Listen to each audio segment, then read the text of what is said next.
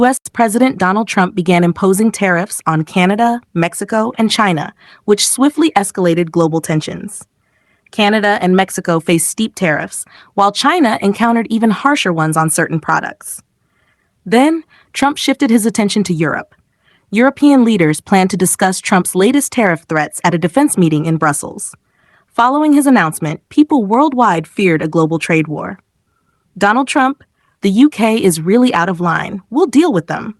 But the European Union has taken advantage of us. This time, he specifically targeted the EU. Donald Trump, tariffs on the EU are coming soon. He also mentioned that the UK would have to address this issue for some time. These strong remarks sparked concerns across Europe. While EU leaders debated their response, French President Emmanuel Macron made a striking move of his own. Macron delivered a speech on tariffs that even Trump might not have anticipated. In this video, we'll analyze Macron's statements and how other EU nations reacted. But first, remember to subscribe, enable notifications, and give us a like to stay informed on our latest videos. Let's dive in. As EU leaders pushed for discussions in reaction to Trump's tariff threats, French President Emmanuel Macron surprised many with a firm statement. He declared that if the U.S. decided to impose tariffs on the EU, Europe would retaliate to safeguard its interests. Emmanuel Macron, at the informal EU Defense Summit in Brussels, stated that if the U.S. increased trade pressure, Europe must remain firm and demand respect, which required decisive action. Emmanuel Macron urged Europe to unite and respond collectively to global trade issues. Emmanuel Macron emphasized that Europe should strengthen its industry and technology sectors, increase defense investments, and implement smart economic strategies to reduce reliance on foreign nations. He also proposed a plan: allocate more public and private funding, reform the European Investment Bank, and prioritize purchasing from European businesses. Emmanuel Macron called on EU nations to align with France's efforts in expanding defense investments, stressing the need for European collaboration in vital sectors. Many interpreted Macron's remarks as a direct warning to Trump, signaling that Europe would not remain passive in a trade dispute. In summary, Macron was already preparing for a potential confrontation with Trump in the U.S. France's Industry Minister Marc Fesneau stated that any trade discussions with the U.S. must include a fair balance of power. He argued that Europe's response should be firm, targeting key American products. France's central bank governor, François Villeroy de Galhau, criticized Trump's tariffs as extreme and cautioned that they would heighten economic instability. The EU leaders took the issue seriously and held further discussions. The EU's top foreign policy official, Josep Borrell, stated that no one wins in a trade war. European Council President Antonio Costa said EU nations agreed with NATO Secretary General Mark Rutte. A stronger European defense strengthens the partnership with the U.S. Mark Rutte explained that the U.S. sells significantly more military equipment to Europe than it imports. He argued that as European nations increase defense spending, the U.S. will profit more, giving Trump greater leverage in tariff negotiations. Many EU countries backed Macron's stance and believed the EU should take a firmer stand against U.S. tariffs. German Chancellor Olaf Scholz stated that the EU was strong enough to counter U.S. trade measures, but cooperation should remain the priority. Olaf Scholz: "We must do everything possible to stop these foolish and unnecessary trade wars." Polish Prime Minister Donald Tusk emphasized that Europe and the U.S. rely on each other, and a trade war would be a grave error, especially with rising threats from Russia and China. Danish Prime Minister Mette Frederiksen said Denmark typically avoids conflicts with allies, but if the Trump administration imposed severe tariffs on Europe, the response would be unified and resolute. Despite this, many EU leaders maintained that dialogue with the U.S. was preferable to confrontation. They believed negotiations were better than protectionism, which ultimately harms all parties involved. Irish Prime Minister Michael Martin stressed that both sides should collaborate on trade. Finnish Prime Minister Petteri Orpo warned that Russia posed the greatest threat to Europe. "We don't just need a banking union," he said. "We also need a defense union." Luxembourg's Prime Minister Luc Frieden stated that tariffs should be addressed, but acknowledged that they are never beneficial. Spain's economy minister Carlos Cuerpo affirmed Europe's commitment to open trade, but insisted, "We won't be naive. We'll protect our businesses to ensure fair competition."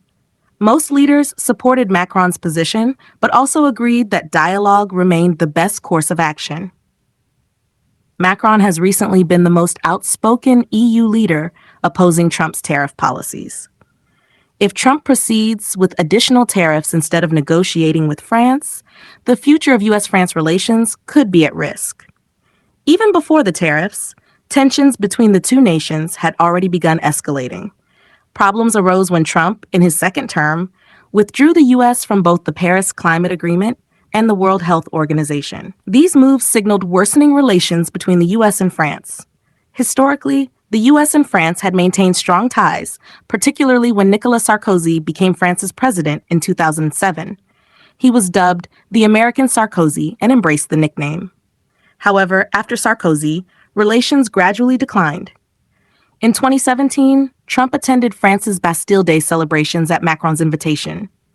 The following year, in 2018, Macron addressed the U.S. Congress, urging America to rejoin the Paris Agreement and combat climate change. That same year, U.S. Congressman Thomas Massie criticized Macron, labeling him a socialist, militarist, globalist, science alarmist. Later in 2018, Trump publicly mocked Macron over various issues, including nationalism, trade, France's role in World War II, and historical events, and even Macron's approval ratings. This followed Trump's Armistice Day visit to Paris, which was poorly received in both countries.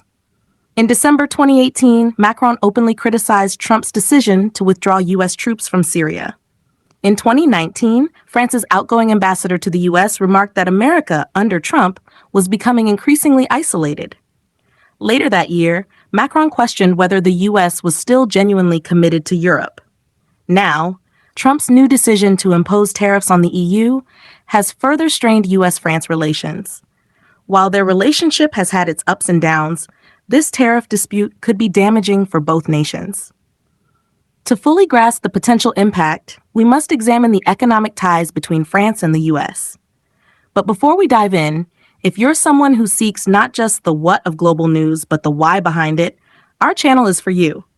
We go beyond the headlines, breaking down power moves, political tensions, and the hidden strategies shaping the world. Whether it's tariffs, treaties, or strategic alliances, we cut through the noise to bring clarity. And if you've made it this far, chances are you value this depth. So go ahead, hit subscribe, turn on notifications, and be part of a growing community that doesn't settle for surface-level insights. Give this video a like if you're here for real talk about real power. Before the tariffs, the U.S. and France shared a strong trade relationship. Following the COVID-19 pandemic, their trade rebounded, even reaching record levels in 2022. However, by 2023, trade between them declined, mainly due to lower energy prices, reduced French drink exports, and a slowdown in cruise travel. Despite the decline, trade remained stronger than pre-pandemic levels, though both sides grew concerned about the future. In 2022, trade in goods between France and the U.S. amounted to 81 billion, down 7 billion euro from the previous year. French customs data revealed a drop in nearly all trade categories, both imports and exports. France maintained a trade surplus of 2.1 billion euros, meaning it sold more than it bought. Meanwhile, trade in services rose by approximately 8%, reaching 54 billion. France imported 31 billion euros in services and exported 23 billion euro in goods to the U.S. In both sectors, the U.S. remained one of France's top 5 trading partners. After 4 years of surpluses, France's trade balance with the U.S. shifted to a slight deficit in 2022, around 0.4 billion. France's primary exports to the U.S. included airplanes, pharmaceuticals, and beverages. However, exports declined, particularly in beverages, which dropped by over 1 billion euros, 24%. Other sectors that saw declines included cruise ships and pharmaceuticals.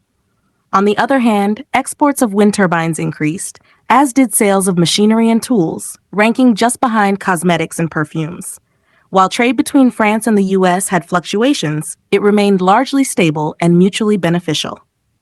But Trump's new tariffs could introduce fresh challenges, potentially pushing France to seek alternative trade partners. This leads to a crucial question. if France moves away from the US, who might it turn to instead? Over recent years, France has been strengthening ties with China.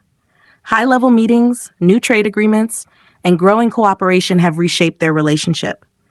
A significant milestone came in April 2023 when Macron visited Beijing. During the trip, France and China signed new agreements, signaling a readiness for deeper collaboration. They also pledged to address global challenges and promote diplomatic solutions, particularly concerning the war in Ukraine. Following that meeting, China's President Xi Jinping expressed appreciation for the strengthened economic ties. Additional deals soon followed, with both sides discussing the benefits of closer cooperation. In May 2024, Xi visited Macron in southern France. Their talks covered various global issues, and they agreed to expand their relationship, not just between France and China, but also between China and the broader EU. Macron emphasized Europe's need to maintain independence while engaging with China, while Xi underscored China's commitment to unity and its interest in sharing culture and values with France. Together, their countries have shown a commitment to strengthening ties and promoting global stability. Recent developments indicate that France and China are becoming increasingly significant partners on the world stage. Their relationship dates back centuries.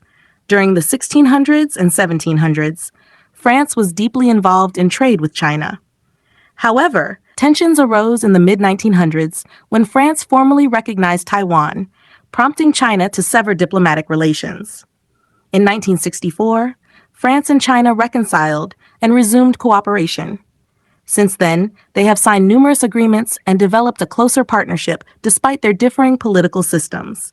In recent years, these differences have become less of a barrier. A key moment came in 2014 with the launch of the Franco-Chinese Strategic Alliance, aimed at expanding trade, business, education, and cultural exchanges. Then, in 2015, both nations issued a joint statement on climate change, demonstrating their shared commitment to combating global warming and fostering sustainability. This collaboration played a crucial role in paving the way for the Paris Climate Agreement. Since taking office in 2017, Emmanuel Macron has prioritized strengthening economic and cultural ties with China. He views China as essential to France's growth and global influence. During his first visit to China in 2018, Macron secured agreements on nuclear energy, agriculture, and tourism. He also urged China to open its markets and address trade imbalances. Even during challenging periods, such as the COVID-19 pandemic and France's early skepticism of China's Belt and Road Initiative, their relationship remained strong. By 2020, China had become the leading foreign investor in France. The two nations signed additional agreements on green finance, technology, and aviation. Trade between them has expanded rapidly. According to China's Ministry of Commerce, trade between France and China has increased 20-fold since they established formal ties. In 2022, trade volume reached $100 billion, making China France's largest trading partner outside the EU. Meanwhile, within the EU, France remains a crucial economic ally for China.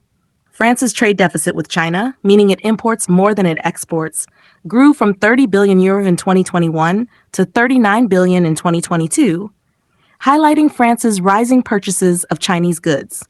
However, China is also increasing its imports from France. UN data suggests that Chinese demand for French products is beginning to rise, which could help balance trade relations in the future. France primarily imports electronics, machinery, energy components, furniture, and vehicles from China. All of this signals that France now has a viable alternative trade partner in China. With Trump increasing economic pressure on Europe through tariffs, Macron's latest firm stance suggests that France may shift even more of its trade toward China. This presents a significant challenge for both the US and the EU. That's why many experts argue that the US-EU tariff dispute should be resolved through dialogue and negotiation rather than economic retaliation. For now, the world will be watching to see which path they choose.